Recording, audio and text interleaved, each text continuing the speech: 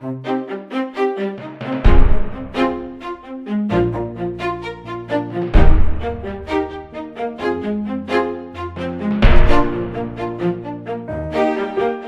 dia a todos. Bom dia. Meu nome é Bruno Vanderlei, sou professor do UFMG e mais uma vez é um prazer e um privilégio estar aqui no Tribunal de Justiça Militar de Minas Gerais, nesse curso idealizado pelo Dr. Fernando Galvão, juiz do tribunal que está aqui presente, e que conta também com o apoio da Faculdade de Direito da UFMG. Para nós é um orgulho estar aqui com os nossos colegas servidores públicos militares, né? E o curso, nesse ponto que nós estamos agora, a minha disciplina vai ser Direitos Humanos, mas pelo tempo curto que a gente tem, no espaço de uma aula, eu vou tentar fazer um resumo, né? Para passar por essa hora de uma maneira que a gente possa entender os conceitos dos direitos humanos, a sua evolução, e, portanto, a gente possa ter pelo menos uma noção básica sobre direitos humanos. Para efeitos da nossa gravação, que vai ficar aí para a posteridade, no YouTube, nos esquemas, nós vamos fazer a explanação de 50 minutos, depois vai parar a gravação e a gente continua a aula, tá bom?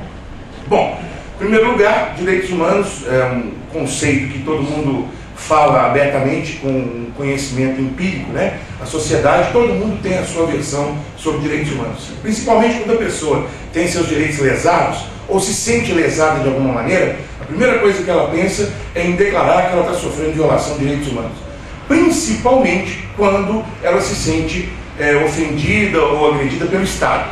Então, toda vez que um servidor público, um agente do Estado, entra em contato com a sociedade e, principalmente no caso da força militar, seja ela federal ou estadual, que você tem que usar a força para fazer cumprir a lei, para manter a ordem, imediatamente surgem questões ligadas a direitos humanos. Mas poucas pessoas sabem ou entendem o que significam esses direitos humanos. Então, para que a gente possa compreender e desmistificar os direitos humanos, a gente vai então passar um pouquinho pela própria história desses direitos. Na verdade, os direitos humanos, hoje em dia, nós podemos dizer que são direitos considerados universais. São direitos declarados e positivados na ordem internacional, por tratados internacionais e declarações de organismos internacionais. E dentro dos países, no caso do Brasil também isso acontece, esses direitos humanos devem ser novamente positivados, devem ser trazidos para a ordem interna, e aí eles deixam de ser um direito universal, no sentido de validade externa, e passam a ser direitos internos considerados fundamentais. Então, o primeiro ponto que a gente podia abordar agora é que, para nós, dentro do Estado, dentro do nosso país, os chamados direitos humanos se tornam direitos fundamentais, direitos da ordem constitucional. E, de certa forma, isso é um caminho de retorno dos direitos humanos para dentro dos países, porque o próprio surgimento da ordem internacional, dos direitos humanos na ordem internacional, vai começar pela evolução dos direitos internos dos países ocidentais, ou seja, das constituições ocidentais, a partir do século XIX. Por isso, dispensando qualquer tipo de reminiscência à antiguidade, à Idade Média ou a uma era passada, a gente vai pegar a era contemporânea, a partir do século XIX, final do século XVIII, para que a gente possa, bem objetivamente, identificar como que os direitos humanos em vigor hoje surgiram e se desenvolveram. O primeiro passo para esse caminho é a gente imaginar que em 1876, no ano que os Estados Unidos se tornaram independentes, a ordem mundial, ou seja, as relações entre os países e as normas em vigor na ordem internacional, os tratados, eram baseados em um modelo que foi criado em 1648. Para que a gente possa, então, continuar nesse ponto, vamos imaginar o seguinte: até 1648, os estados europeus, a maioria deles ainda era dividida em feudos. O processo de fim da Idade Média e início da Era Moderna, ele não surgiu num único dia, né? Aquele marco histórico, 1453, invasão de Constantinopla pelos turcos, como fim da Idade Média, é apenas uma referência histórica. Na verdade, a partir daquela época, século XV, né? 1453, depois 1492, descobrimento da América, ou seja, aquele momento histórico em que o mercantilismo faz com que a Europa desenvolva uma nova atividade empresarial, né, e econômica, que vai levar os burgueses, uma classe econômica, a se tornar politicamente poderosa. Esse período ele vai passar por 300 anos, na verdade. 1453 é o marco histórico do fim da Idade Média, mas ela vai se perpetuar como modelo vigente até pelo menos 1618. Em 1618 vai haver uma guerra entre os países europeus, protestantes contra católicos, a chamada Guerra dos 30 Anos. O resultado final dessa guerra, em 1648, foi um tratado chamado Paz de Westfália. Esse tratado, denominado Paz de Westfália, é que inaugura o que nós conhecemos como direito internacional público. E por que ele inaugura uma nova ordem internacional, uma nova forma de se relacionar com o direito? Porque ele, nos tratados de Westfália, foram 2 tratados que formam a Paz de Westfália, consolidaram os chamados Estados Nacionais. Então, o modelo de Estado Nacional que nós conhecemos hoje, o país como um Estado, uma pessoa jurídica que se relaciona com outros Estados na ordem internacional, vai efetivamente ser formatado em 1648. A partir desse momento, os Estados passam a centralizar o poder nas mãos de um soberano. A ideia central do Estado Nacional, ela tem muito a ver com o desenvolvimento do capitalismo. Eu não vou fazer discurso comunista não, porque eu não sou comunista, né? Mas a gente tem que lembrar que hoje todas as relações sociais que nós vivemos, elas estão baseadas em relações econômicas. O principal fator de crise, de toque do Estado, é a economia. Não apenas aquela economia que a gente fica vendo, balança comercial, questão como é que chama o negócio do dinheiro lá? Câmbio, esses esquemas assim, não. Principalmente as relações capital-trabalho, produção-consumo, defesa do meio ambiente, defesa do consumidor. Essas relações é que hoje são a medida do desenvolvimento de um país. Você sabe muito bem que hoje, por exemplo, o próprio governo federal mede a evolução econômica da população pela capacidade de consumo. A chamada nova classe C. E olha que interessante, o país fica contente, né, se sente realizado por ter conseguido aumentar o número de pessoas que têm automóvel, que têm acesso ao shopping center, que podem fazer crediário, que têm conta em banco, mas se esquece que essas pessoas conseguiram acesso ao consumo, mas não conseguiram uma melhoria das condições sociais. Educação, saúde, moradia, continua precário, continua terrível, porque o Estado optou, nesse momento, né, que nós estamos vivendo, que é um momento de globalização econômica, um momento em que não há mais Guerra Fria, portanto, você não tem contraponto ao capitalismo, o capitalismo é um modelo global, optou por medir o desenvolvimento social pela capacidade de consumo e não pelas condições sociais. O embate, portanto, entre as questões sociais e econômicas é que vai dar o tom das relações entre o indivíduo e o Estado, entre os Estados e, portanto, as relações sociais internas e internacionais. Voltando um pouquinho, a Paz de Westfália significou a concentração dos poderes nas mãos de um único governante. Ou seja, eliminou o poder dos feudos. Qual a importância disso? Imaginem vocês que nós somos comerciantes, mandamos 5 caravelas para a África para poder pegar especiarias, etc. e tal, trouxemos para Portugal para vender na Europa.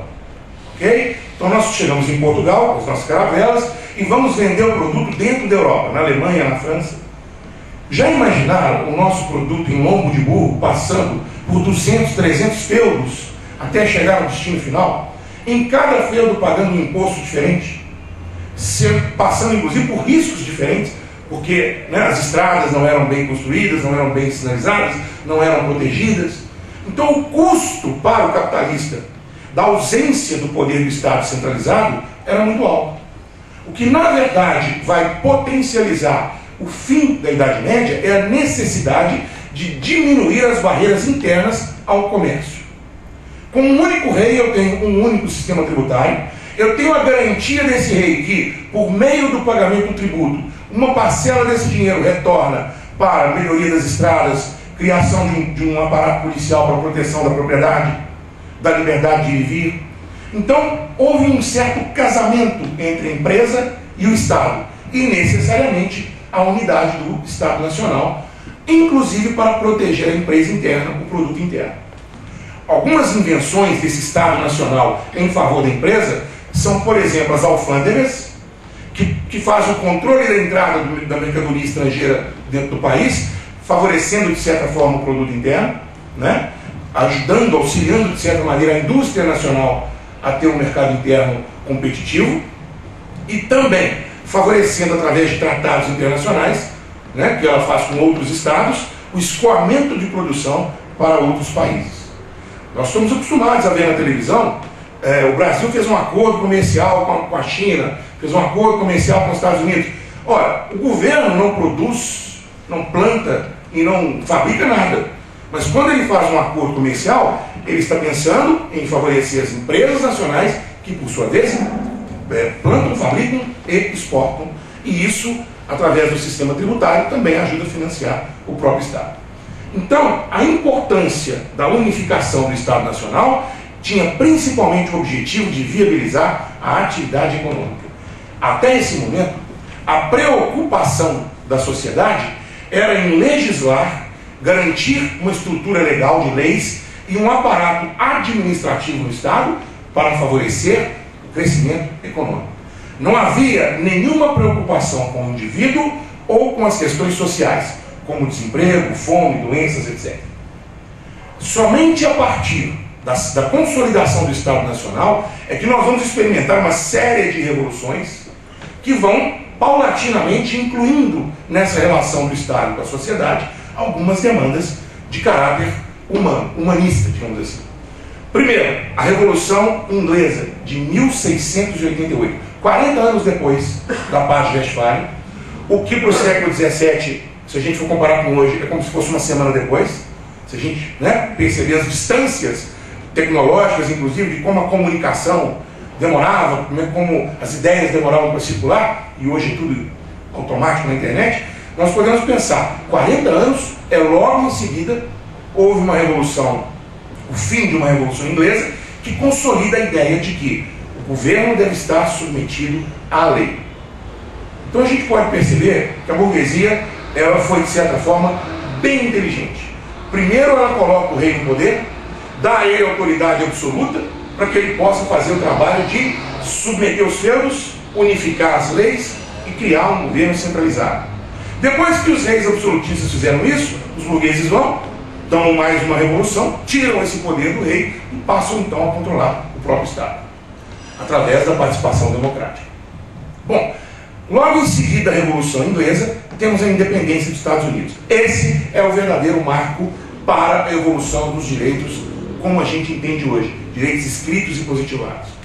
Em 1776, e vejam vocês que antes disso, quando você pensa na evolução da humanidade, você pensa no Império Romano, aí 500 anos depois da Idade Média, aí 500 anos depois, as distâncias eram gigantescas no tempo.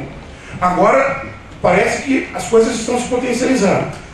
40 anos entre a Paz de Westfália e a Revolução Inglesa, e da Revolução Inglesa para a Revolução Americana, um salto de 100 anos, praticamente 100 anos, né? E aí você tem a seguinte realidade: colônias americanas se tornam países independentes.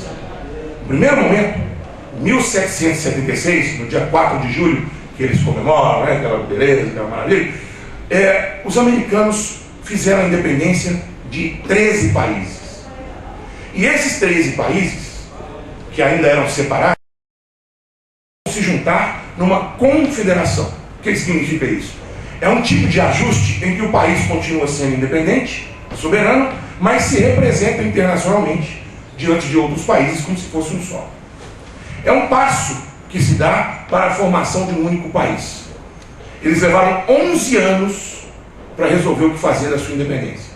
Somente em 1787, 11 anos depois da independência, que eles resolveram se juntar, fazendo um tratado internacional que se transforma na primeira Constituição dos Estados Unidos da América. E esse é o verdadeiro marco de evolução dos direitos humanos. A primeira Constituição escrita positivou de forma definitiva, lembrando que ela é a mesma até hoje, mesmo a Constituição americana está em vigor até hoje, a submissão do poder do Estado à lei, à vontade soberana da nação. E mais, A característica principal da Constituição americana é que é uma Constituição liberal, ou seja, ela foi feita para proteger a liberdade individual e a propriedade privada. Então as demandas do empresariado burguês de, primeiro, centralização do Estado, depois, entrar no comando do Estado por via da Constituição, estabelecendo as normas gerais, submetendo o governo e participando do governo. Eles consolidam, então, a primeira forma de Estado constitucional, o Estado de Direito, que é o Estado liberal. A partir daí nós podemos dizer, inicia-se a evolução do que nós chamamos de direitos fundamentais. A primeira geração, um conceito que é polêmico, tem gente que não gosta, tem gente que gosta de usar dimensões no lugar de gerações. Eu acho tudo uma bobagem, sabe por quê? Isso é pura semântica. Dá o apelido que você quiser, primeira fase, primeira expressão, primeiro helps, pode falar do jeito que você quiser. O importante é entender que os direitos são positivados, não todos de uma vez. Você não tem todos os direitos que existem hoje juntos na mesma Constituição, no mesmo tempo histórico. Os primeiros direitos a serem consolidados são direitos ligados ao indivíduo. E direitos civis e políticos. Como assim? Nenhum direito social, nenhuma menção à educação, saúde, bem-estar, moradia, nada disso. Apenas a liberdade, de um ponto de vista em que qualquer pessoa, de qualquer raça, qualquer religião, de qualquer classe social, vai ter nesse Estado, Estados Unidos, a liberdade de conquistar sua fortuna. Se você for competente, se você souber enriquecer, o Estado está aqui para te proporcionar essa liberdade. Por isso eles se autodeclaravam a terra da liberdade, da oportunidade. E efetivamente foi assim que os americanos construíram o seu país. Durante o século XIX, na vigência dessa Constituição que protegia os direitos do indivíduo, mas deixava o indivíduo solto para conquistá-los, não dava instrumentos reais para que todos pudessem ter acesso aos direitos. O direito é teu, mas você tem que correr atrás dele, porque o Estado mínimo não interfere. Durante esse período, o que os americanos fizeram? Eles chamaram da Europa, principalmente da Europa, duas forças que construíram a sociedade americana. O capital, principalmente daqueles que eram perseguidos na Europa, judeus, árabes, etc. Então aqueles milionários judeus europeus que eram perseguidos com diversos sistemas políticos, estavam também submetidos à guerra, porque a Europa, ela praticamente viveu em guerra toda a sua existência pós-Idade Média. Então, essas pessoas mudam para os Estados Unidos pela promessa de tolerância religiosa, liberdade individual, levam as suas fortunas. Então, as famílias que até hoje comandam a economia global, como os Rockefeller dos Estados Unidos, é nessa época que eles migram para a América. E, ao mesmo tempo, a mão de obra. Também um grande fluxo de imigrantes, principalmente irlandeses, italianos, etc., vão para os Estados Unidos, então eles conseguem levar para lá a mão de obra e o capital. E passam então a construir um país altamente industrializado, e voltado para ser uma potência. Apenas um parêntese, uma coisa interessante. No Brasil, nós ficamos independentes em 1822, e a nossa primeira faculdade brasileira, eu acho que foi 50 anos depois, ou mais, Fernando? A primeira faculdade no Nordeste foi uma coisa assim, bem depois da independência. Os americanos fizeram a sua primeira faculdade mais de 100 anos antes da independência. A Universidade de Harvard é de 1639. Então a mentalidade das pessoas que foram para aquele país não tem nada a ver com ser português ou inglês. A mentalidade dos indivíduos que foram para os Estados Unidos era de realmente mudar para lá e fazer uma nação. A mentalidade da maioria que veio para a América Latina foi de exploração, enriquecer aqui, e não necessariamente construir um país.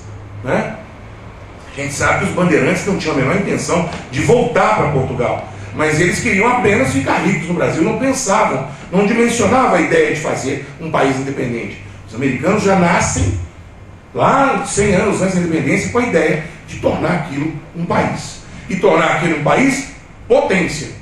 Grande potência. Bom, esse primeiro modelo de Constituição que consagrou apenas direitos individuais e políticos, direito de voto, direito de ter uma empresa, liberdade de propriedade privada, esse modelo, obviamente, que não atendeu às demandas da sociedade. As pessoas que não tinham acesso aos meios de produção, as pessoas que não tinham na legislação oportunidade de empreender, porque o século XIX não tinha Sebrae, não tinha banco para investir, né? Na pessoa que não tinha capital. Você, para ser empreendedor, não era fácil. E você ainda concorria com grandes conglomerados que, de certa forma, impediam que você pudesse crescer no seu negócio. Você imagina, por exemplo, que você tem uma padaria. Como é que se chama? Deixa eu ver aqui. Capitão Romeu. Capitão Romeu resolveu montar uma padaria. E aí o Capitão Romeu, uma receita da avó dele, que é um negócio fenomenal, ele fez o melhor pão de Belo Horizonte, está vendendo igual água na garagem dele, aí começa a ter que contratar gente, contrata os amigos, pessoas, né? Me chama lá para ficar no caixa e tal. Aí o Capitão Romeu começa a incomodar o grande conglomerado panificador, né? Pão de Deus. Os caras começam a olhar e falar assim, ó, que negócio é esse desse cara aí, começando a incomodar, começando a ter sucesso. O que acontece quando o Estado não regula a economia? Um grande conglomerado pode, durante um certo tempo, trabalhar no vermelho. Ou seja, vender o pão com valor menor que o custo. O que o Capitão Romeu não conseguiria fazer no empreendimento pequeno dele. Como que ele poderia vender abaixo do custo dele? Então, a concorrência desleal, quando o Estado não regula a economia, proporcionou o quê? Os grandes empresários americanos, que inclusive faziam cartel, se juntavam entre eles, os grandes, inviabilizavam o negócio dos pequenos comerciantes, pequenos industriais. O Capitão Romeu, com a sua padaria, quebrou, porque as pessoas vão optar pelo pão mais barato, e aí vem a própria empresa que fez o Capitão quebrar e compra, a preço de banana, o empreendimento dele. E compra mais, os direitos sobre a receita do pão da avó dele. Mesmo que ele consiga se reerguer, agora ele não pode mais fazer aquele pão, porque a receita agora, a patente, entre aspas, da receita, está nas mãos de uma grande empresa. E foi assim que os grandes conglomerados internacionais fizeram durante o século XIX. Embora o capitalismo, como regra básica do capitalismo, a livre concorrência, realmente gera oportunidade do indivíduo, mesmo pobre, com uma ideia, o empreendedor, de conseguir desenvolver a sua empresa e até mesmo ficar rico, essa liberdade de construção do seu próprio futuro, sem o Estado para garantir que essas regras são cumpridas, vira uma luta selvagem, entre o mais forte e o mais fraco. E o mais forte vai sempre suprimir o mais fraco. Diante dessa realidade, no final do século XIX, houve a necessidade do Estado paulatinamente começar a intervir na economia.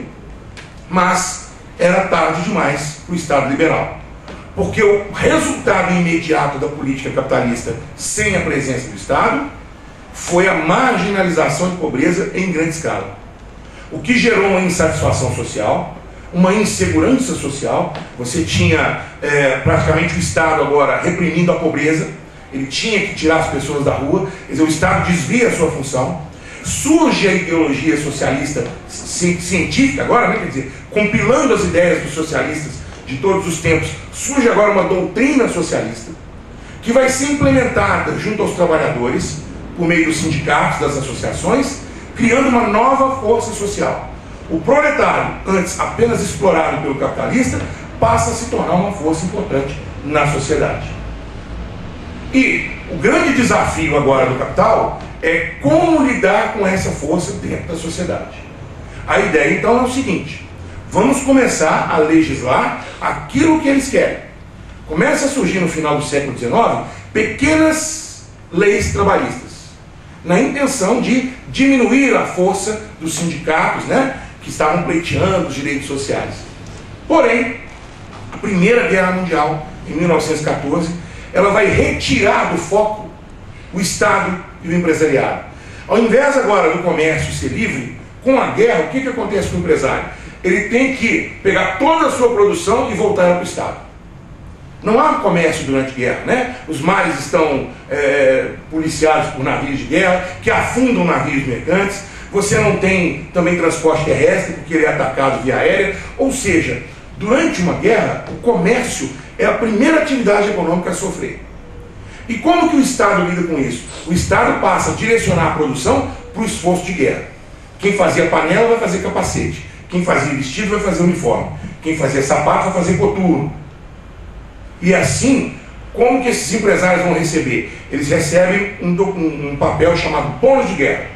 Se a gente ganhar, transforma-se em dinheiro. E se perder, já viu, A situação da pessoa. Então o empresariado queria que o país ganhasse, era a chance dele receber o dinheiro também, era exatamente o esforço de guerra. Ora, se a empresa e o Estado estão envolvidos na guerra, quem está controlando o proletariado organizado? Ninguém. Não, alguns foram, piorou ainda porque treina, né? Que aí treinou eles para usar armas, mas durante a Primeira Guerra Mundial, na Alemanha, a Internacional Socialista vai organizar, a partir da Alemanha, dois movimentos que são muito importantes para configurar o que seria o século XX. A Revolução Russa, através do Vladimir Lenin, que sai da Alemanha para fazer a Revolução na Rússia, e a própria tomada da capital alemã. Em 1918, logo depois da Revolução Russa, a capital alemã, Berlim, foi tomada pelos comunistas. E o Kaiser, o rei alemão, foi expulso do país. Olha, a Alemanha estava ganhando a guerra no campo de batalha. Principalmente porque a Rússia tinha saído, então os alemães estavam enfrentando praticamente ingleses e franceses. Mas o governo sumiu. E os comunistas tomaram o poder em Berlim. O que o empresariado alemão então percebeu? Não adianta ganhar a guerra da França e da Inglaterra e voltar para casa e ser morto e perder a propriedade privada. Então qual foi a escolha do empresariado alemão, dos políticos alemães? Entregar a guerra e salvar suas empresas. E isso que foi feito em 1918. A Alemanha se rende em circunstâncias horríveis, as piores possíveis para a Alemanha, humilhantes, degradantes, perdendo território, pagando uma dívida enorme de guerra, sendo que estavam ganhando a guerra. A opção de uma elite alemã foi por salvar a propriedade privada e entregar o Estado, entregar o país. Com essa entrega, em Berlim, os aliados ajudam a reconstruir o governo, retirando os comunistas. Mas em toda a Alemanha haviam outros movimentos comunistas, e num estado chamado Baviera, cuja capital é Munique, os comunistas se mantiveram no poder. Ali, os aliados não tiveram nenhum esforço de tirar esses comunistas. E a Baviera, então, se autodeclara fora da Alemanha e uma república socialista soviética. Eu estou contando essa história para você só para poder fazer um parêntese sobre o nazismo. Por que o Hitler consegue chegar ao poder na Alemanha? Porque a insatisfação do povo alemão com aqueles políticos que entregaram o país e com os próprios comunistas, quer dizer, o ódio alemão a essas duas figuras, ele vai ser personificado naquele líder que foi o único dentro da Alemanha que enfrentou os dois lados. O Hitler, em 1923, ele faz o chamado Putsch de Munique. Quer dizer, não foi um ataque ao governo alemão, foi um ataque ao governo comunista da Baviera. Mesmo perdendo e sendo preso, o resto da Alemanha percebeu: esse cara tem coragem, esse é o líder que nós precisamos. Ele enfrentou sozinho, com meia dúzia de pessoas, os comunistas da Baviera. A mídia, a opinião pública foi tão forte que os comunistas da Baviera não tiveram como condená-lo a uma pena pior, então deram para ele uma prisão leve durante o período pelo qual ele escreveu o Mein Kampf, que organizou, né, a reestruturação do Partido Nazista. Mas o próprio nazismo surge pela incapacidade do Estado de resolver as questões sociais. A grande crise econômica que a Alemanha foi mergulhada, a crise trabalhista, a crise social, faz com que o Partido Nazista, que é nacional trabalhista, né, Partido Nacionalista dos Trabalhadores Alemães, chegue ao poder nos braços do povo. O Hitler foi eleito, ele nunca fez um golpe de Estado para chegar ao poder. O golpe que ele fez foi contra os caras que tinham entregue o país em 1918, que depois ele mata todos, e os comunistas. Olha que interessante, por que surge esse nazismo? E daqui a pouco vocês vão ver por que é importante falar do nazismo. Mas vamos voltar aqui para a Primeira Guerra Mundial.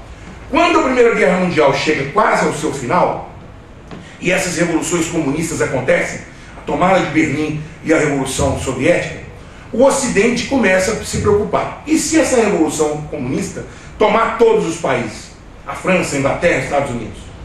Então o que eles precisavam fazer? Precisavam de um instrumento que impedisse que as ideias comunistas se alastrassem pelos países industrializados. E aí eles perceberam que a primeira demanda dos trabalhadores é por direitos, não por poder. Na verdade, o movimento comunista, desde a sua origem, né, pela Internacional Socialista, é um movimento de tomada do poder. Os líderes do movimento comunista, os seus ideólogos, queriam um modelo que tomasse o poder global.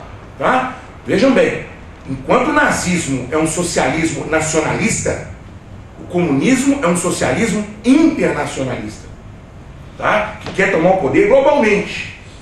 E, portanto, a Revolução Russa e Alemã seriam apenas o primeiro passo para alastrar pelo mundo um modelo comunista, socialista comunista. O que o Ocidente capitalista então faz? Identifica quais são as demandas do trabalhador. Veja, estou colocando o trabalhador aqui com uma massa de manobra daqueles que lideram a ideologia, né? Então, nós somos o comando da ideologia, chamando os trabalhadores para lutar com a gente. Mas o trabalhador continua sendo o quê? Trabalhador. Cidadão comum, que quer família, que quer ter a casa dele, que quer ter segurança social, que quer ter acesso ao mínimo de garantia de saúde e educação. Nós não estamos aposentadoria, nós não estamos falando aqui de guerreiros, vikings, doidos para matar e morrer. Estamos falando de gente comum, já de uma época em que os países estavam industrializados, gente como nós, que quer viver o dia a dia, trabalhar, ser feliz. Essas pessoas é que era o grosso da massa dos trabalhadores, e foi para eles que surgiu um novo modelo de Estado, chamado Estado Social de Direito. Bastou incluir na Constituição como direito fundamental, direito, portanto, acima do Estado e das empresas, os direitos do trabalhador. Portanto, a segunda geração dos direitos, quer dizer, para evitar que os direitos liberais sumissem, que esse é o perigo comunista, né? Eliminar a liberdade individual, eliminar a propriedade privada, para evitar que isso aconteça, então somam-se a esses direitos, ou seja, mantém-se a propriedade privada, mantém-se a liberdade individual e soma-se direitos do trabalhador, incluindo na Constituição esses direitos, para que o trabalhador se sinta protegido. Eu não preciso mais fazer revolução, porque a Constituição e o Estado me garantem que eu vou ter férias, 13º, salário mínimo, seguro-desemprego, aposentadoria, etc, etc. Com essa fórmula, então evitou-se o alastramento das revoluções comunistas no início do século XX.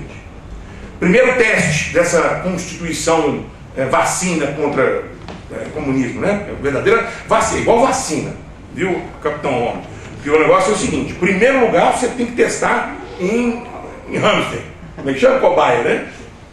Antes de testar na Europa, onde é que os caras testaram essa nova Constituição aí? No México, em 1917, no mesmo ano da Revolução Russa.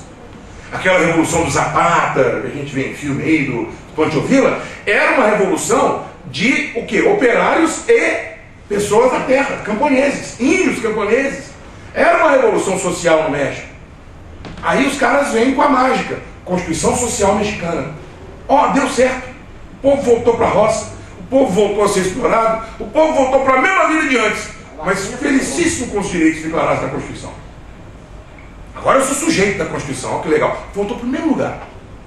Deu certo? 2 anos depois, 1919, República de Weimar.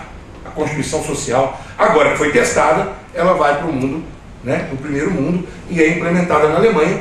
E a partir dali, esse modelo de Estado Social vai ser adotado nos outros países. O Brasil, por exemplo, adota com a Constituição de 1934. Primeira Constituição Social. Logo depois veio o golpe de Getúlio, a Constituição de 37, mas também é uma Constituição Social, porque Getúlio, né, também tinha a mesma linha do trabalhismo nacionalista, né? Então ele continua a implementação do Estado Social. A segunda geração, portanto, ela inclui como direitos constitucionais, além da liberdade individual e da propriedade privada, o direito ao trabalho, todos os direitos do trabalhador, né? Previdência social, assistência social, saúde, etc.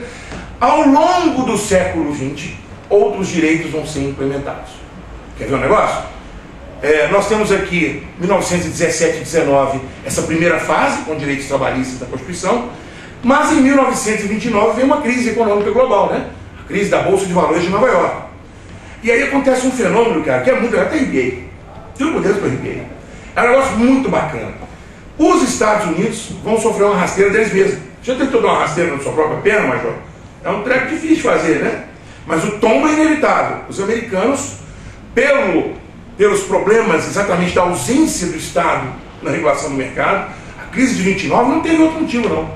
Esse capitalismo desenfreado dos cartéis, né, do monopólio, dos trusts, né, do controle da produção, da venda, etc., levou os Estados Unidos a uma crise financeira que derrubou as empresas, gerou desemprego e criou uma crise, por consequência, mundial. Mas estava no poder, ou chega ao poder, um sujeito chamado Franklin Delano Roosevelt. E esse presidente americano, por incrível que pareça, tinha uma alma socialista. Era um presidente americano e, como todo presidente americano, bicho, ele é presidente americano. Então não pensa você que é Barack Obama, que é não sei quem, que o cara vai fazer a paz mundial, que ele vai desarmar os Estados Unidos, porque em primeiríssimo lugar ele é presidente dos Estados Unidos. Tá? Ele pode tentar a paz, judeus e árabes, por favor. 2 minutos depois está mandando bomba na cabeça de todo mundo, porque ele é presidente dos Estados Unidos. Certo? Então isso é o primeiro lugar. Ou seja, o Franklin Delano Roosevelt, presidente Roosevelt americano, era um cara com ideias socialistas, mas era presidente de um país capitalista, baseado nessa relação capital-estado. E ele então vai perceber o seguinte: é preciso mergulhar numa viagem social, ele nem fala socialista, mas social, para emergir de novo no capitalismo. Ele cria o chamado New Deal, ou seja, um novo acordo, um novo ajuste que concentra poderes na mão do presidente. Aí ele começa a sofrer pressões do Congresso americano, pressões da Suprema Corte americana, pressões até do próprio empresariado, porque ele na verdade começa a interferir diretamente dentro das empresas para promover geração de emprego, para reestruturar o país. E ele estava exatamente aparentando ser o quê? Um socialista. Um cara interventor, quer dizer, Estado interventor não era o Estado liberal, o americano já começa a ficar com a orelha em pé sempre que o Estado tenta mexer com a empresa, até hoje. Não sei se vocês se lembram, em 2008, as medidas que foram tomadas pelo governo Barack Obama, o que derrubou a sua popularidade, foi exatamente o Estado adquirir as empresas que estavam quebrando, né? Entrar no jogo, coisa que os americanos não tinham, né, na sua estrutura estatal, participação do Estado na economia. Entra na economia, começa a regular banco, começa a regular mercado, aí o empresariado já começa a falar, opa, né? O americano não tem na sua cultura a ideia do Estado que entra, que atua, tem um Estado regulador. O Estado apenas é o eco das vontades das forças sociais americanas. Quando ele intervém, os caras ficam de, né, cabelo em pé. Mas o Roosevelt não estava nem aí. Ele enfrentou a crise, ele implementou programas sociais nos Estados Unidos e ele consegue recuperar a economia americana. Ele foi o único presidente americano a ter 4 mandatos. Ele era, na verdade, um grande populista, numa época em que isso era comum, né? Argentina com Perón, Brasil com Getúlio Vargas, Salazar em Portugal, Franco na Espanha, Tito na Iugoslávia e por aí vai, né? Então, nesse mundo de ditadores, o cara era quase um Hugo Chávez, né? Se reelegendo e interferindo na economia. Ou seja, chegou um ponto que houve até uma tentativa de golpe contra ele. Tentaram mesmo tirá-lo do poder. O Roosevelt não estava assim, muito bem na fita com o empresariado, não. Mas como o povão estava. Populismo, né? Ele era o herói do povo americano. E o New Deal mostrou para o resto do mundo a fórmula. Como é então que nós vamos salvar o mundo da crise econômica de 1929? Incluindo na Constituição, além dos direitos trabalhistas, direitos econômicos. O que são direitos econômicos? A intervenção do Estado na economia, a proteção do consumo, o controle sobre meio ambiente. Eu já estou falando para vocês de uma evolução global, tá? Porque meio ambiente entra depois, consumidor entra depois, mas os direitos econômicos não tinham na Constituição. A ideia do Estado intervir passam a ser incluídos a partir da década de 30. O que a gente pode ver então? Que a primeira fase, ou primeira geração, são direitos políticos e individuais, né? Aqueles direitos civis, direito de propriedade, direito de vir, direito político de reunião, direito de voto. A segunda geração começa com os direitos trabalhistas, porque precisava apagar incêndio, mas depois vai ser ampliada com direitos econômicos e sociais. Saúde, educação, né, moradia vão ser incluídos nas constituições. E aí o mundo parece que não tem mais limite, né? Porque você começa a criar, portanto, a partir da década de 30, novas demandas sociais por uma regulação constitucional, Quem vai proteger o meio ambiente? Quem vai proteger? Então, tudo isso que nós temos hoje, esse arcabouço, é uma evolução que foi forçada por momentos graves de crise mundial. Mas o que vai acontecer? Você vê que quando parece que a coisa está caminhando, acontece alguma coisa.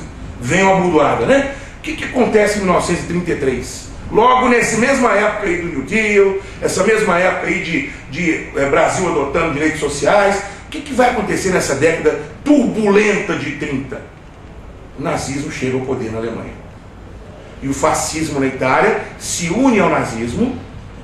E como o Ocidente pensava que o inimigo natural do nazismo era o comunismo, e a Rússia, né, a Alemanha estava entre, digamos assim, entre a Europa e a Rússia, a Inglaterra e a França deixaram o Hitler se apoderar, né, aumentar o seu poder, imaginando que ele iria ser um confronto natural, uma barreira natural aos russos. Quando perceberam a verdade, já era praticamente tarde demais.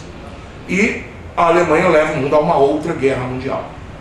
Bom, um mundo e outra guerra mundial, qual que é a história mesmo? A empresa e o Estado voltaram para a guerra, a bagunça se tornou geral de novo na sociedade, né? Só que agora, os empresários e o Estado já estavam coelho. O que é estar coelho? Já estava, né, experiente nesse assunto. Não ia deixar de novo a sociedade totalmente desorganizada. É impressionante como na Segunda Guerra Mundial essas grandes potências fizeram o dever de casa. Durante a guerra, enquanto a guerra estava acontecendo, eles formataram um mundo como ele é hoje. Então vejam bem, 1940, os americanos nem na guerra estavam ainda, mas já se reuniam com a Inglaterra, e o presidente Roosevelt dos Estados Unidos e o Winston Churchill, o primeiro-ministro inglês, assinaram a chamada Carta do Atlântico. A Carta do Atlântico é o início do processo que vai gerar a ONU e esse sistema, né, capitalista que tem uma centralidade nas grandes potências.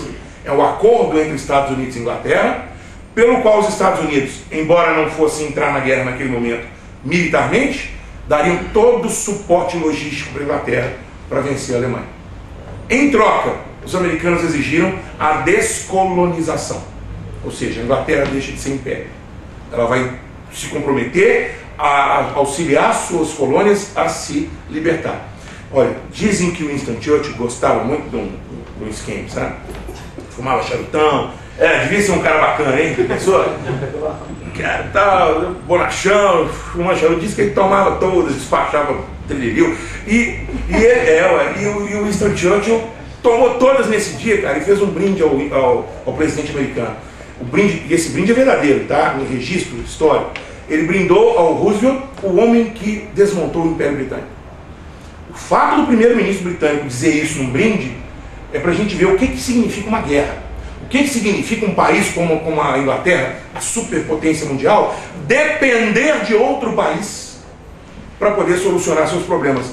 É a submissão, é a aceitação do próprio desmonte do seu poder. O Churchill foi o primeiro a perceber que os americanos estavam se tornando potência. Olha, quando começa a Segunda Guerra Mundial, os americanos eram a quinta potência do mundo.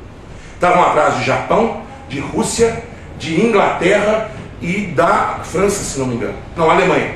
Alemanha, Rússia, Japão e Inglaterra eram as primeiras potências. Os americanos eram a quinta potência. Eles saem da Segunda Guerra Mundial como a primeira potência. O resto destruído pela guerra. Os americanos, eles têm essa perspicácia, eles aprendem rápido. A Primeira Guerra Mundial mostrou para eles que esse é o caminho. E aí, durante a Segunda Guerra Mundial, eles começam a montar a estrutura para o pós-guerra. É uma coisa, cara, excepcional. Na Escola Superior de Guerra do Rio de Janeiro, na doutrina da ESG, tem uma parte que fala sobre isso, né, sobre a mobilização nacional. Que quando você entra no estado de guerra, é preciso que haja uma logística em todo o país. Eu vou ter que pôr a arma na mão do cidadão. O grande problema é a desmobilização nacional. Como é que depois da guerra eu tiro essas armas, eu recomponho o estado para o seu lugar? Esse que é o problema, não é o início da guerra, não é fabricar arma, é o que fazer com esse excedente de arma depois.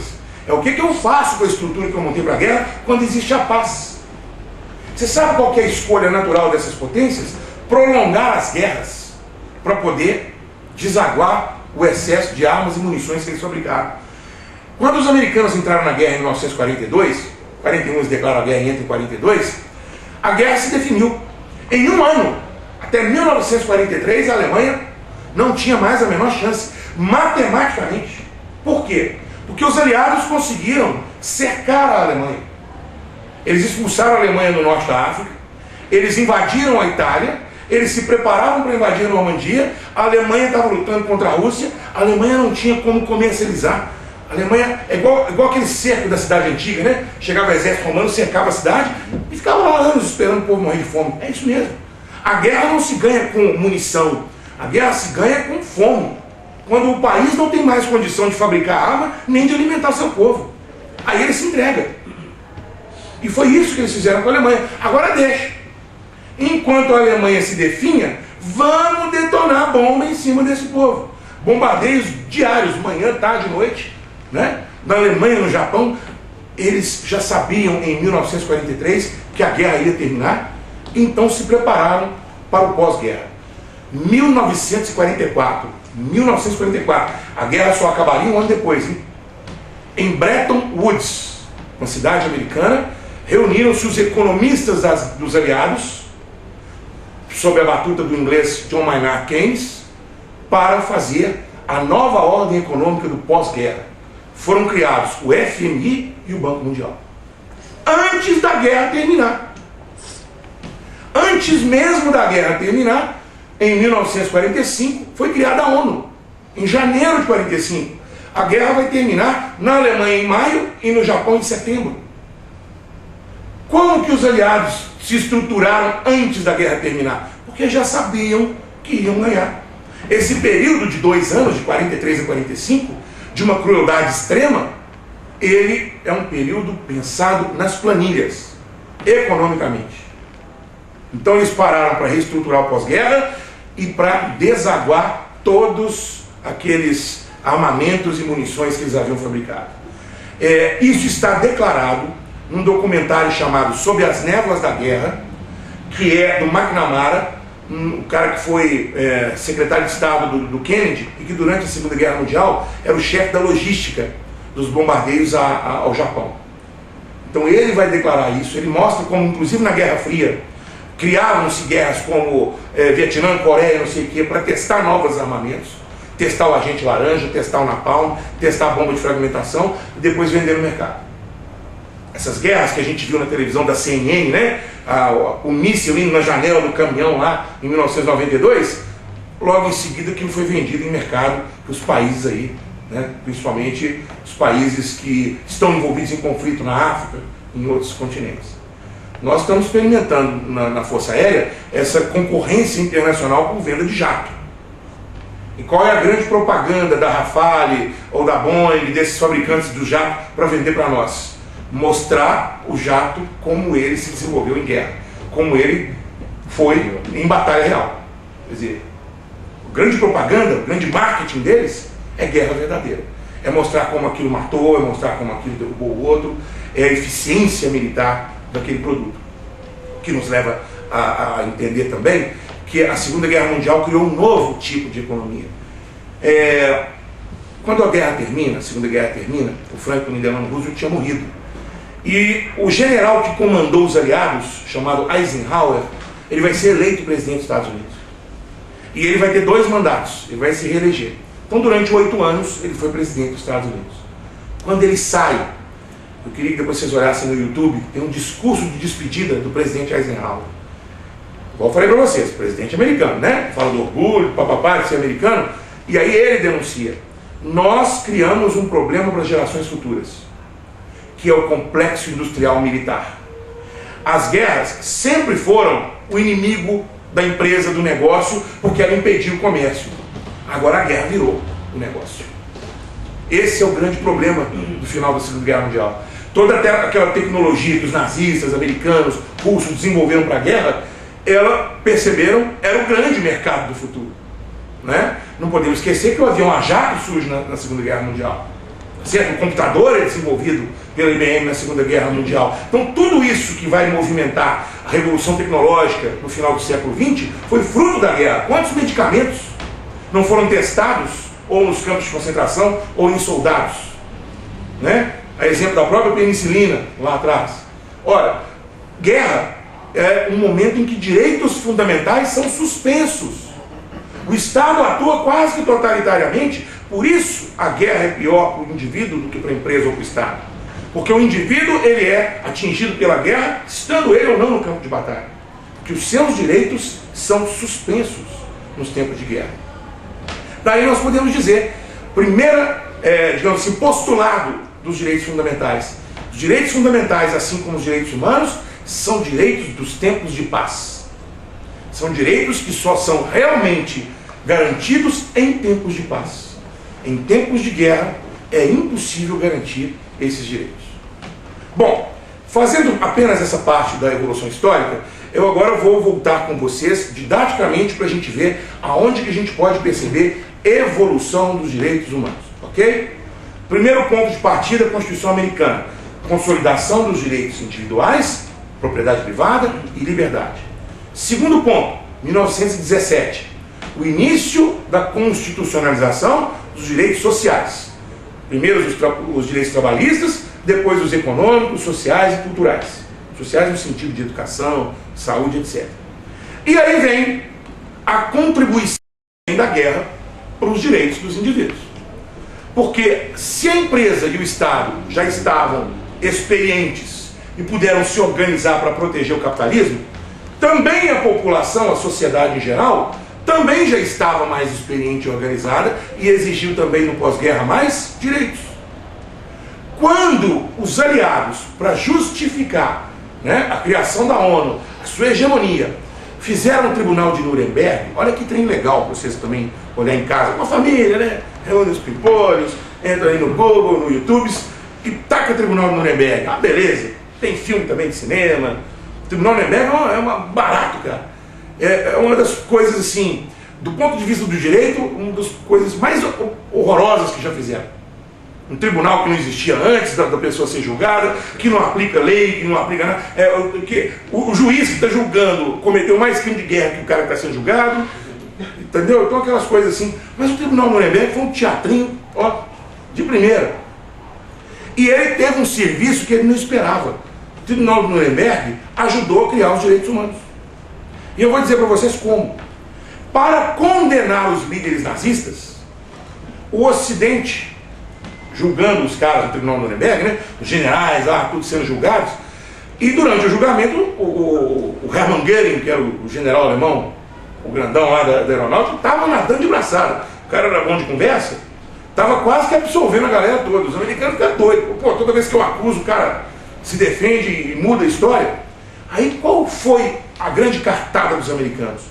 Pegar as fitas dos campos de concentração, porque nazista também tem um negócio, não dá para entender, né? Gente tarada. O cara filmava os campos de concentração, aqueles horrores, porque o Hitler gostava de assistir isso na casa dele com os amigos, comendo pipoca. Ué. Os campos de... As atrocidades todas que você puder imaginar com as pessoas feitas nos campos de concentração, coisa do tipo, fazer tatuagem nas costas de uma criança, depois arrancar a pele e fazer um abajur, coisas desse tipo. Além de experiência genética e de matar, de trabalhar, de não sei o quê, tudo que era feito em campo de concentração era filmado para depois levar para o Hitler para a galera se divertir. Pois é igual o vereador. Ele mesmo filma ele, tá fazendo os quê? Vai entender esse povo, né, cara, que filma. O nazista também fazia isso, gostavam de filmar eles mesmos fazendo as atrocidades. Beleza, os russos pegaram essas fitas, levaram para o Tribunal de Nuremberg. E aí, querido, não teve mais jeito, né? Como é que você nega uma coisa que você mesmo filmou? Ó o caso do cara. Como é que nega? O vereador virou e falou assim: não, eu tava brincando com a minha namorada. Então só sou brincando de Bill Clinton, né? Brincadeira esquisita, mas tudo bem, os brincalhões. Mas o negócio. Tá trabalhando, né? Devia estar trabalhando. Ele e a Mônica Levinsky lá, né? Tudo certo. Aí, cara, o Tribunal de Nuremberg mostrou o genocídio. E ao mostrar o genocídio, criou uma demanda. Quer dizer, quando o mundo soube do genocídio que era real, e o que aconteceu com judeus, com ciganos, com comunistas, não foi só judeu, né? Com todos aqueles, principalmente pessoas com defeito físico, defeito mental, sabia disso? O nazismo, ele tinha uma política chamada eugenia. em que pessoas com defeitos genéticos eram mortas do mesmo jeito que os não-arianos, os judeus, etc. Tá? Então a sociedade mundial exigiu uma proteção para o ser humano. Não, então a partir de agora não me serve. O tribunal não é bem, beleza, vamos pôr esses caras na forca. Mas e a partir de agora? E um novo nazismo, como é que a gente fica? Então, a própria ONU, que foi criada em 45, né, que organizou, de certa forma também ajudou, apoiou o Tribunal de Nuremberg, ficou numa situação difícil. Nós estamos organizando internacionalmente a política mundial, com a ONU, e os direitos do ser humano, como é que fica?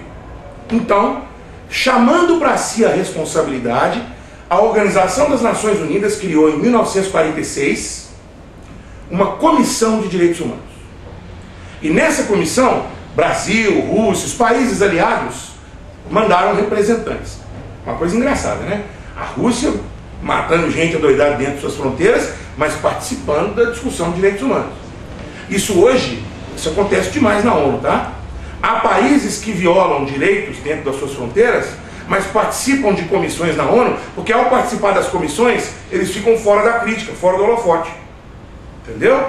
Os americanos falam de direitos humanos e tem Guantánamo, com gente sendo torturada, sem ser formalmente acusada. Tem cara preso há 10 anos, sem saber o que ele fez. Vem dar palpite aqui no Brasil. Não, e vem dar palpite do mundo inteiro, né? E dá palpite do mundo inteiro. Mas é uma técnica, é como se fosse aquela teoria dos jogos, né? É melhor eu participar da discussão, que aí eu ajudo inclusive a fazer, dou cada palpite, tal, direitos humanos, porque se eu estiver do lado de fora, eu viro vidraça. Eles vão fazer sem mim e vão julgar em mim essa pedra. Então os caras participaram. Russos, chineses, todo mundo participando da construção dos direitos humanos e violando direito, que é uma beleza. A exemplo do próprio Brasil. Né? A exemplo do próprio Brasil. Mas mesmo assim, 1948 é declarada em âmbito universal, em âmbito mundial, pela Assembleia Geral da ONU, veja, a Declaração dos Direitos do Homem, a Declaração Universal dos Direitos do Homem. Essa Declaração Universal dos Direitos Humanos é uma resolução da Assembleia Geral da ONU, é um ato unilateral, não é um tratado. E, portanto, não é obrigatório, tá? Apenas os tratados internacionais, que são assinados por 2 ou mais países, tornam-se obrigatórios e somente para os países que ratificaram. Mas declarações não são obrigatórias. São chamados, portanto, soft law, olha que nome bonitinho, direito molinho, leve, suave, light, soft law. Quer dizer, é norma, é princípio, mas não é obrigatório. Você segue, é como se fosse, na verdade, como declaração, né, um indicativo. Olha, esses são os direitos da humanidade que nós, os aliados, que nós, os países que venceram a Segunda Guerra Mundial, em nome do bem, né, porque aí entra aquela coisa do bem e do mal, né, nós, representantes do bem, trouxemos para que todos os países tenham como farol para seguir. Mas cada um poderia seguir do jeito que quisesse. E somente em 1966, 18 anos depois, é que a ONU vai realizar em Nova York uma conferência na qual os direitos humanos vão se tornar tratados mesmo. E aí os países que assinaram e ratificaram passaram a ser obrigados a implementar dentro dos seus ordenamentos. 1966. Mas aí vem um problema. Nesse período, depois de 48, né, depois da Declaração dos Direitos Humanos e tal, Rússia e Estados Unidos romperam. E veio a Guerra Fria. Mesmo assim, continuaram ali, dentro da ONU. E numa guerra não declarada entre os dois, mas usando quem? Usando os países da periferia. América, África, Oceania, Ásia, né? Usa o mundo para brigar. É igual aqueles dois fortão que pegam os dois fraquinhos da sala de aula e mandam os dois brigar, né? Vai lá e chuta a canela daquele caboclo lá. Vai que eu tô garantido, não tem assim, esse cara assim? Se você não for te dar uma porrada, então você vai, acaba indo, né? Então, Guerra da Coreia, Vietnã, as guerras da África, etc e tal. Mas, os americanos e os russos romperam. E aí você tem um rompimento ideológico nos próprios direitos humanos. Veja bem, os direitos humanos que os americanos começaram a declarar e a exigir eram direitos da primeira geração. Os americanos queriam que fossem direitos da humanidade apenas os civis e políticos. Eles não queriam que fosse declarado como um direito do ser humano a saúde, a educação, etc. Por quê? Porque ele é um país liberal. Se ele declara e aceita que isso é direito humano, ele vai ter que começar a fazer. Ele tem que bancar, ele tem que se tornar um país social. Então os Estados Unidos fecharam a conversa. Direitos humanos são os individuais, são os direitos de liberdade e políticos. E os russos, não, senhor. São os direitos econômicos, de intervenção do Estado, direito social, direito cultural. E no impasse, o que vai acontecer? Ao invés de um tratado de direitos humanos, 2 tratados de direitos humanos. O dos países ocidentais, Pacto Internacional dos Direitos Civis e Políticos. O dos países orientais, Pacto Internacional dos Direitos Econômicos, Sociais e Culturais. 2 tratados, ao invés de um só. Quer dizer, o rompimento, a bipolaridade do mundo estava oficializada até mesmo nos direitos humanos. Até para declarar o que é direito do indivíduo, do ser humano, dividindo em 2 o mundo. E olha que coisa interessante. Aqui nas Américas, nós também criamos a nossa organização internacional, chamada OEA, Organização dos Estados Americanos, e também criamos a nossa Declaração Americana de Direitos Humanos. E, aliás, na mesma época. A Declaração de Direitos Humanos da OEA, a americana, que é do continente americano, ela é, inclusive, anterior à da ONU. Meses. Ela é de abril de 48, a da ONU é dezembro de 48. Mas aí, na verdade, porque são os mesmos países que estavam discutindo, né? Então, aquela coisa, não, vamos mais rápido. Tá bom, mas a nossa Declaração Americana de Direitos Humanos ela é toda de primeira geração. Porque aqui os Estados Unidos tinham um controle absoluto. A OEA, Organização dos Estados Americanos, em 1969, mesma época, né? Em 66 a ONU fez os tratados, então aqui no âmbito das Américas, em 69, lá em São José da Costa Rica, fizeram a declaração, a convenção, né, que é o Tratado Interamericano de Direitos Humanos, totalmente de primeira geração. Pra você ter uma ideia, depois a gente vai colocar no quadro ali, a declaração tem um artigo que fala de direitos econômicos, sociais e culturais. Se não me engano, é o artigo 26, a gente vai conferir. Mas ele só fala assim, também são direitos humanos os econômicos, sociais e culturais. Ponto final. Não especificou nada. E com detalhe, né, doutor? Só interrompendo a vossa explanação. Só um detalhe que eu estou gravando. Nesse meandro, os Estados Unidos já tinham financiado o golpe militar nas Américas. Perfeito. 1º de abril de 64 aqui no Brasil, ele seguiu a América toda. E parece que a história do Brasil faz de conta que isso não aconteceu, que esse período histórico, o exército brasileiro, as forças armadas, saíram para as ruas, vamos fazer uma revolução da cabeça do general, do nada. Não, isso aí foi uma imposição americana, senão os russos vinham aqui e impunham a filosofia. Bacana, então vamos pegar esse gancho aí que é importante também. Vamos pegar porque essa é a mesma época. A época que nós estamos falando aqui é da construção dos direitos humanos, tá? Não existia essa ideia de direitos humanos antes de 48. Mas eles só começaram em 48. E o que pega eles no caminho? A Guerra Fria. E quais as consequências da Guerra Fria que o capitão Gilmar brilhantemente nos lembrou aqui? Hegemonia. Peraí, eu não estou em Guerra Fria sozinho.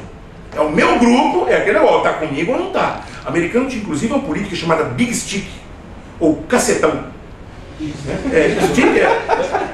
Stick chama cacetão. Quem tá comigo, bem, quem não tá, cacetão. Entendeu? É mesmo, não tem meio termo com eles. Mas olha que interessante. Qual o grande inimigo do capitalismo, então? Já que está na Guerra Fria? O socialismo soviético, o comunismo. Né? O comunismo nunca teve de verdade, é uma ideia, mas essa ideia do comunismo é um perigo. Principalmente porque agora a Rússia é uma potência que está tentando internacionalizar essa ideia.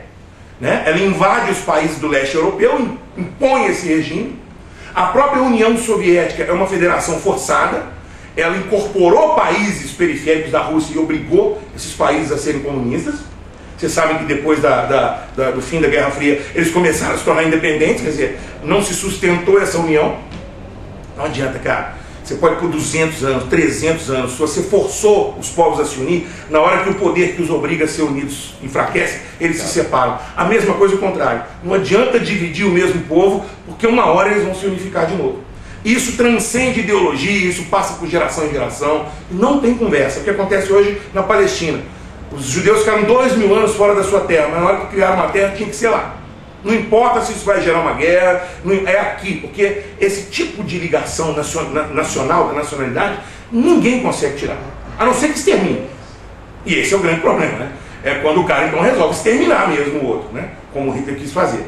Bom, mas se são países que estão gerando hegemonia, que precisam de satélites, eu tenho que combater a ideia do outro dentro do meu, principalmente do meu quintal.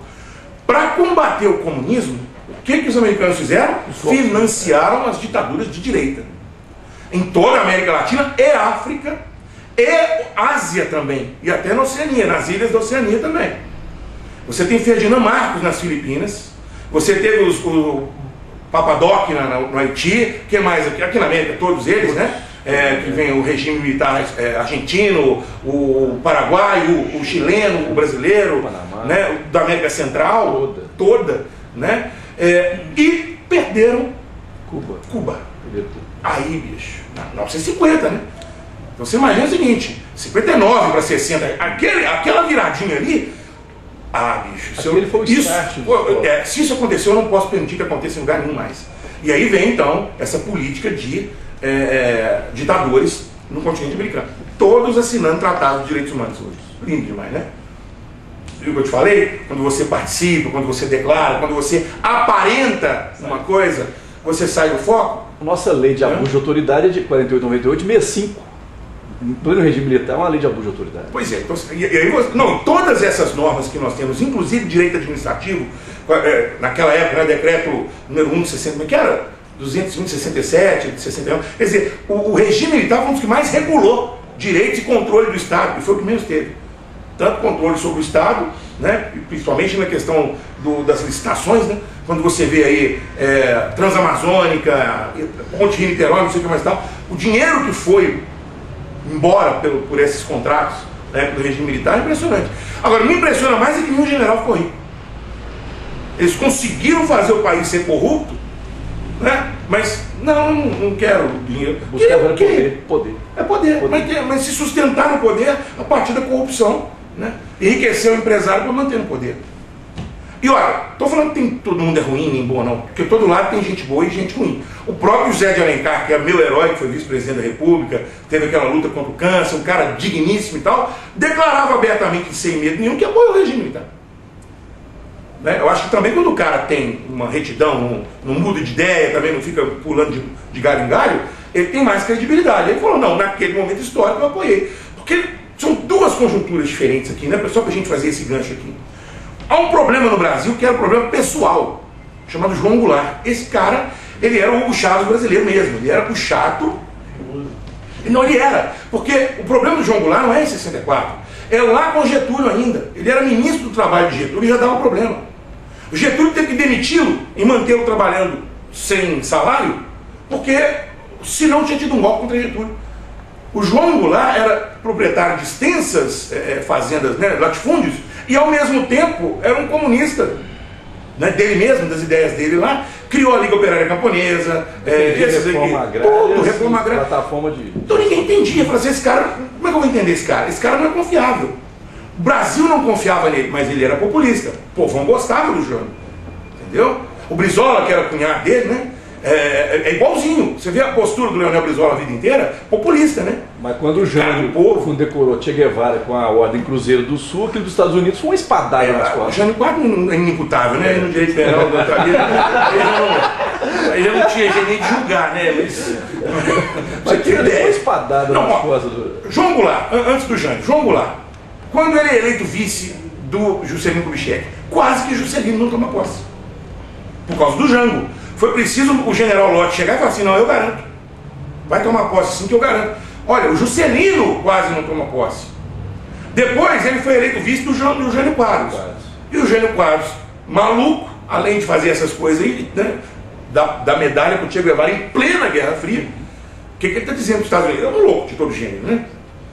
Ele renuncia.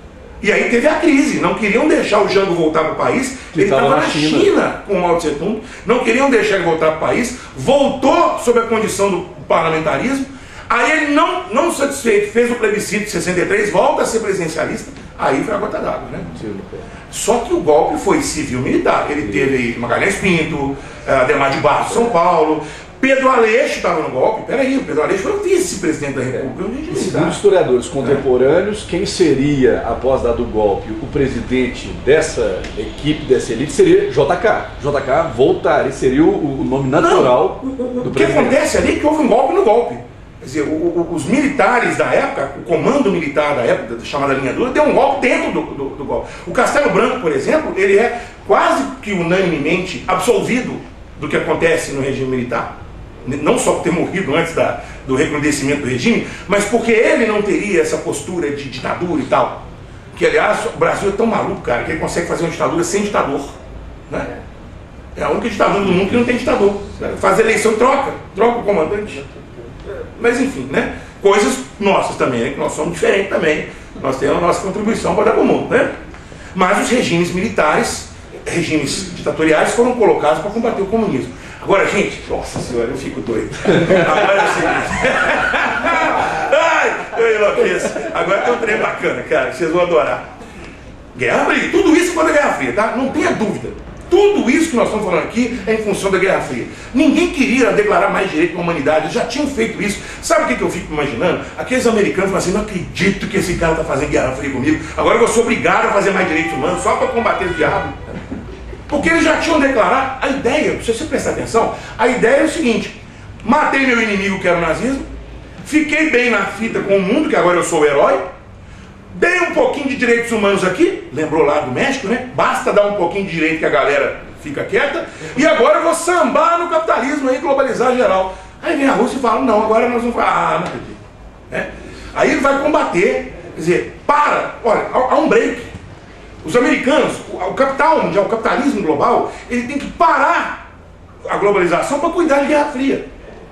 E isso para eles era um saco também. Ficar bancando esse tipo de ditadura. Primeiro porque ditadura geralmente é ultranacionalista e impede globalização.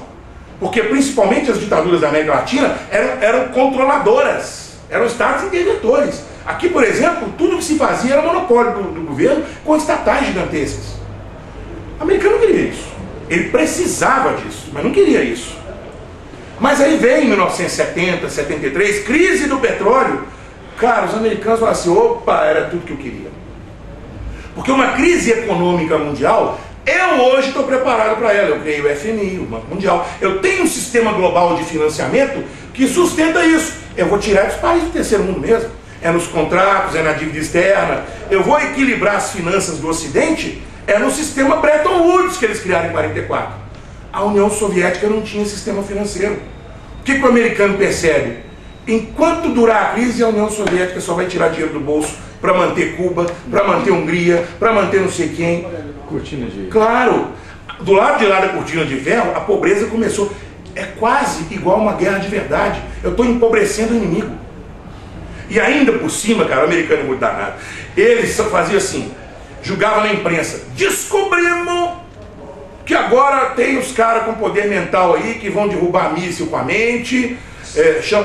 Juro por Deus, você vai entrar na internet e vai colocar MK Ultra. É o nome de um projeto chamado Mind Control Ultra.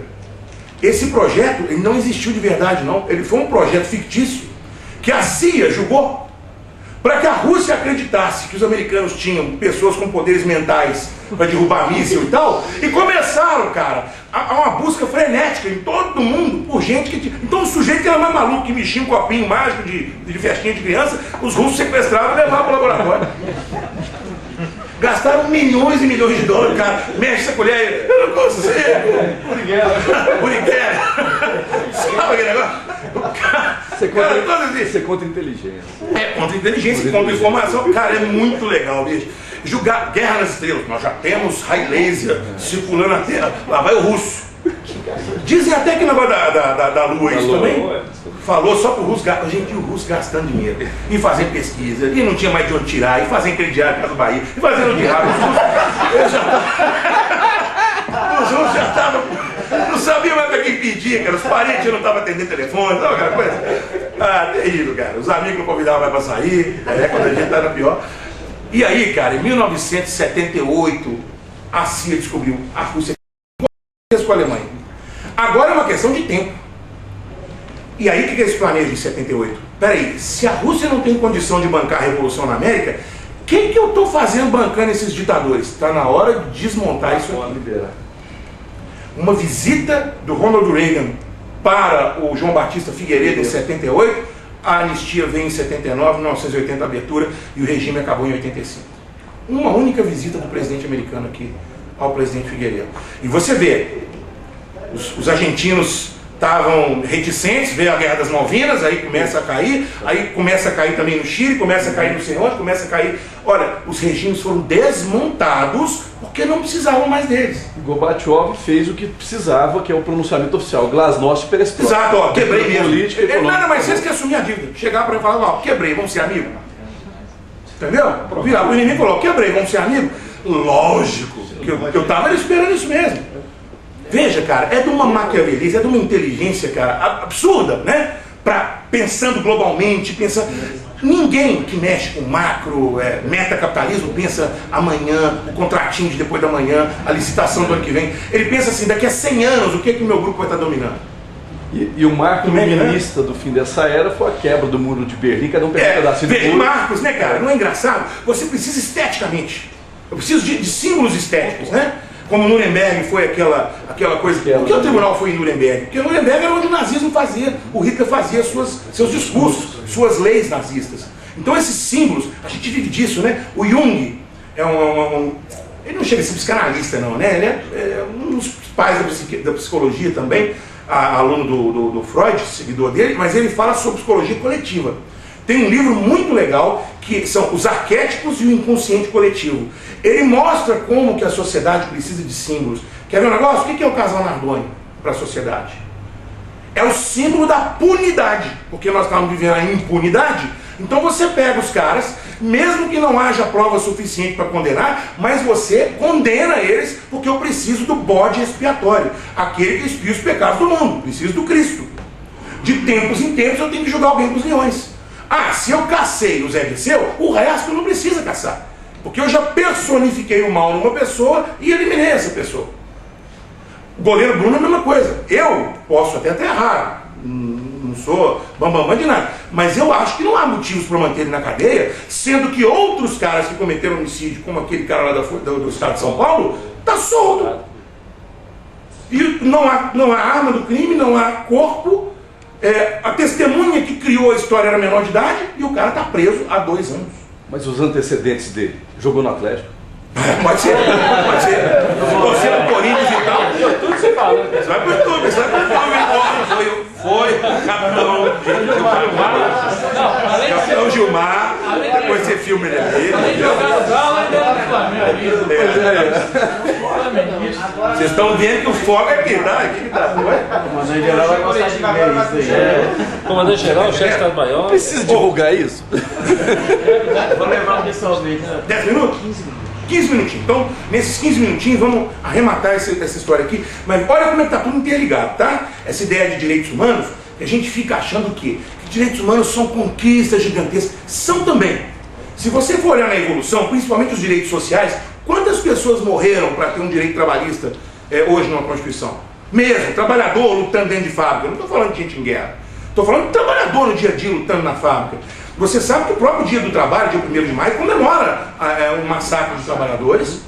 Outra coisa, a palavra sabotagem, que significa destruir, é o sabote, né? Quer dizer, é o tamanquinho dos trabalhadores lá holandeses que eles jogavam nas máquinas para fazer a sua greve e tal. Então, nós sabemos que houve muita luta, mas eles não foram conquistados, eles foram, de certa forma, um ajuste. Eles foram colocados de cima para baixo.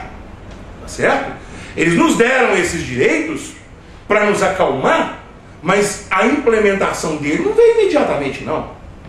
E esses períodos, da década de 60 e 70, dessas ditaduras, para controlar o socialismo e o comunismo, foram cruéis. Por quê? Porque era necessário. Sabe aquela coisa de planilha mesmo? Não, vão morrer não sei quantos, mas vai salvar o regime. E mais, hein? Os caras ainda se orgulham de dizer assim, no Brasil morreram só 300 e poucas pessoas pelo regime militar. Números da esquerda. Não, se você for comparar com qualquer outro país, na Alemanha morreu 6 milhões, na Rússia 30 milhões, na China morreu quase meio bilhão. Beleza, então o regime militar foi legal. Não foi não, cara. Um cara que tivesse sido sequestrado, morto, torturado, sem direito, já é o suficiente para você ter um regime que viola direitos.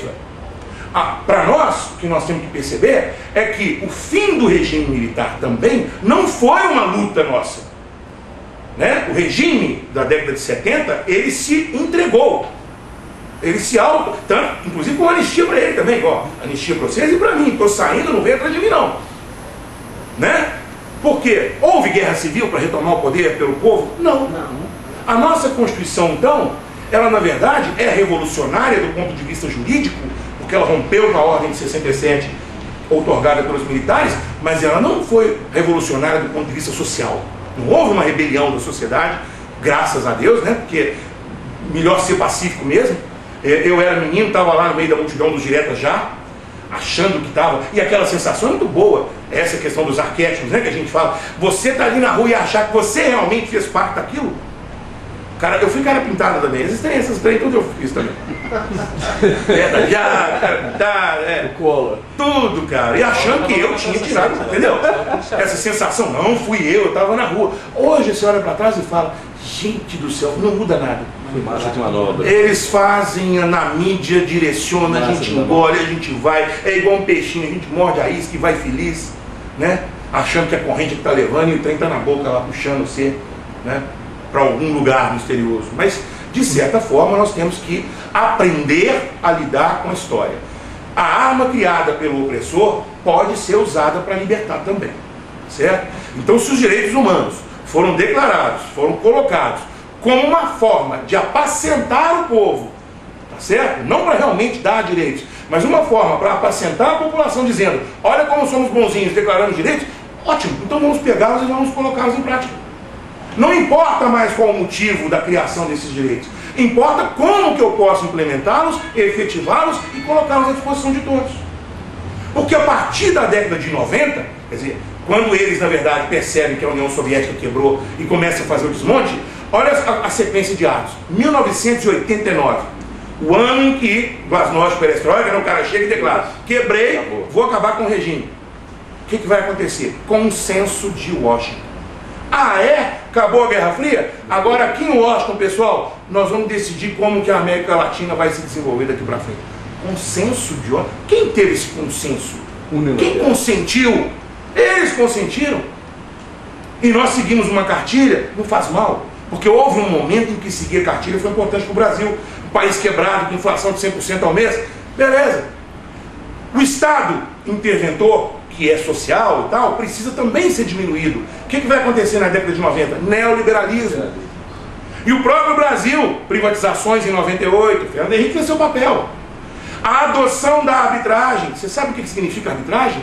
Significa uma decisão não judicial com valor de sentença. Não é o Estado quem julga a empresa mais, porque a arbitragem, a lei de arbitragem brasileira, que é de 96, 96 é o mesmo ano dos tratados internacionais de arbitragem, é um ano depois da OMC. Olha como é que acabou a Guerra Fria, vamos remontar as estruturas para o capitalismo, vamos remontar as estruturas para a globalização. Olha só, hein? Não tem mais a Guerra Fria? Não. Então vamos desregulamentar o direito do trabalho. Só que agora vamos chamar de flexibilização. Gente, eles tentaram desmontar as conquistas porque não tem inimigo no horizonte. Então agora é a minha vez. A arbitragem, que é festejada pelas empresas, lógico, ela na verdade é um grande instrumento para a empresa grande obrigar a empresa pequena a assinar um contrato. Senão não tem jeito. O Estado não interfere mais nessa questão. Mesmo assim, se é para fazer, vamos fazer. O que eles não contavam? Eles não contavam com duas coisas: que surgisse um novo inimigo, o qual eles hoje chamam de terrorismo. Mas se você for olhar a origem desses movimentos que realmente usam o terror, eles têm origem na opressão, na invasão, na submissão dos seus povos, lá atrás e ao longo do tempo, certo? O povo palestino está invadido por Israel, foi para a ONU para tentar fazer um símbolo. Ó, a ONU foi a favor da criação do Estado palestino, menos os Estados Unidos. Quer dizer, já fizeram o seu marco histórico também, que a gente não sabe como vai ser usado, como é que no futuro, né, as gerações futuras vão olhar para trás e dizer, quer dizer que foi os Estados Unidos que vetaram a paz no Oriente Médio? Vetaram o reconhecimento do povo palestino? Quer dizer, os dois lados agora jogam com a história, jogam com símbolos. Também nós do terceiro mundo aprendemos. E o que nós fizemos? começamos a nos organizar no Sul. Olha, Mercosul, IBAS, Índia, Brasil e África do Sul, BRICS. Quer dizer, o que os americanos não contavam é que o fim da Guerra Fria proporcionaria também ao terceiro mundo, que não ficou dormindo, que aceitou porque era fraco essas diretrizes, mas aprendeu também a reagir, que o terceiro mundo agora se organizasse. E hoje nós temos o chamado G20, ou G22, que é uma verdadeira força econômico-política do antigo terceiro mundo. E o que a gente está vendo hoje? A Europa começando a dar sinais de decadência, de incapacidade de organização, e os americanos no meio da tormenta. Coitado do Barack Obama.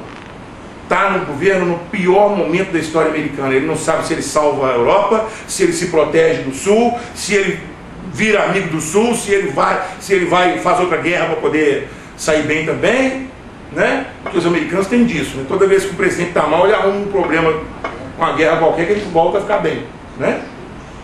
E nesse meio tempo, quem é que vai efetivamente conseguir romper essa barreira da outorga e se tornar um direito proativo, um direito codificado por uma política de diálogo social, os direitos humanos? Os direitos humanos realmente só voltam a ser debatidos e reconstruídos a partir da década de 90, início do século XXI. Porque agora nós podemos discutir direitos humanos dentro de tribunais internacionais de direitos humanos regionais, fora da égide dos Estados Unidos. Só para encerrar, a Corte Interamericana de Direitos Humanos, que aplica o Pacto de São José de Costa Rica e a Declaração Americana, esses são os instrumentos que ela aplica na América, né, para condenar os países por violação de direitos humanos. Até hoje a Corte só tinha tomado decisões, sentenças, aplicando a primeira geração dos direitos. Quer dizer, a vítima de direitos humanos tem que ser individualizada, tem que haver uma quantia para ela, para indenização. Era sempre uma questão individual. O primeiro sinal de mudança disso foi o caso Lund, um caso recente sobre a guerrilha do Araguaia, em que a decisão da Corte foi de direitos individuais homogêneos. Olha, um pequeno salto além dessa primeira geração. É direito individual, vamos identificar as vítimas e seus herdeiros com o direito de indenização. Só que o fato gerador desse direito é uma situação coletiva. Tanto o direito é individual, mas homogêneo. E agora, que eu arrepiei de novo aqui, o grande salto da Corte Interamericana, baseado no Protocolo de San Salvador. O Protocolo de San Salvador é um tratado que é hoje considerado um anexo do Pacto de São José de Costa Rica, e esse sim, ele vai identificar os direitos econômicos e sociais como direitos humanos na América. A primeira decisão da Corte em sede de direitos de segunda geração foi da barragem Nova União lá do governo federal. Sabe, lá no norte, aquela represa? É União, né? É Nova União que chama? No norte, lá, como é que chama? Belo Monte? É Belo Monte, perdão, Belo Monte. Aquela coisa de Belo Monte, porque a decisão foi em proteção das populações. Não tinha mais o nome da pessoa identificada. Olha que legal. Olha que salto, além das balizas fixadas pelos americanos há 50 anos atrás. A própria Corte agora já está começando a aplicar direitos coletivos. E daqui a um pouco, se Deus quiser, difusos. Pode condenar um país por poluir o meio ambiente, por não ter políticas e não por ter cometido uma violação contra alguém. Porque esse é que é o problema. Hoje, até hoje, para que você possa condenar um país por violação de direitos humanos, tem que ter uma vítima identificada. Fulano. É a Maria da Penha, é o Damião Ximenes, é fulano. A partir de agora não. Basta que a conduta seja contrária a um direito difuso, que o país poderá ser condenado.